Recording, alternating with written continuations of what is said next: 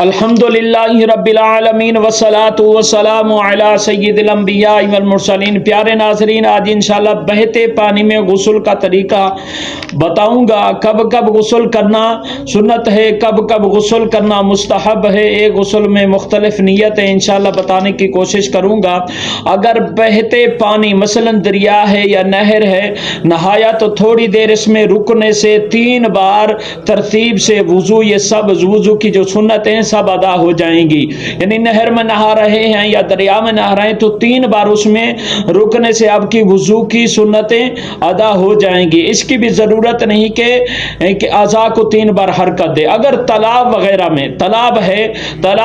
میں نہا رہا ہے تو اعضاء کو 3 بار حرکت دینے یا جگہ بدلنے سے یعنی 3 بار دھونے کی سنت ادا ہو جائے گی۔ تالاب میں نہا رہے تو 3 بار حرکت دے گا تو اس کی سنت ادا ہو جائے گی۔ برسات میں یا نل یا فوارے کے نیچے کھڑے ہو کر نہا رہا ہے تو کھڑے ہونے کے حکم میں ہے، یعنی برسات ہے، بارش ہو رہی ہے یا نل کے نیچے نہا رہا ہے یا فوارے کے نیچے نہا رہا ہے تو یہ بہتے پانی ہی کی طرح ہے تو اس میں شمار ہوگا۔ اور کب کب غسل کرنا سنت ہے؟ جمعہ کے دن، عید الفطر کے دن، بقرعید کے دن، عرفہ کے دن، 9 ذوالحجۃ الحرام اور احرام باندھتے وقت نہانا سنت ہے۔ کب کب غسل کرنا مستحب ہے یعنی اچھا عمل ہے؟ وقوف عرفات، وقوف مزدلفہ، حاضری حرم، حاضری سرکار اعظم صلی اللہ تعالی علیہ وآلہ وسلم، طواف کے دوران، دخول مینا، کنکریاں مارنے کے لیے 3 دن، یعنی کنکریاں مارنے کے لیے 3 دن نہانا یہ اچھا عمل ہے۔ اور شب برات، شب قدر، عرفہ کی رات، مجلس میلاد شریف، دیگر مجالس خیر کے لیے، مردہ نہلانے کے بعد، مردہ جب کسی کو غسل کرواتے ہیں یعنی میت ہے اس کو غسل کروایا تو اس کے بعد خود کا نہانا یہ اچھا عمل ہے۔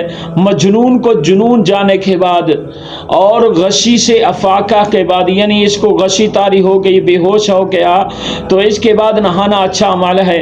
نشہ جاتے رہنے کے بعد، گناہ سے توبہ، یعنی گناہ سے توبہ کر لی اس کے بعد نہانا اچھا عمل ہے۔ نئے کپڑے پہننے کے لیے، سفر سے آنے والے کے لیے، استحاضہ کا خون بند ہونے کے بعد، نماز خصوص و خصوص یعنی جو نماز پڑھی جاتی ہے، نوافل پڑھے جاتے ہیں اس کے لیے بھی نہانا اچھا عمل ہے۔ نماز استسقاء کے لیے، خوف تاریکی اور سخت آندھی کے لیے، سخت آندھی ہے، خوف ہے تو اس میں آپ نہائیں تو اچھا عمل ہے۔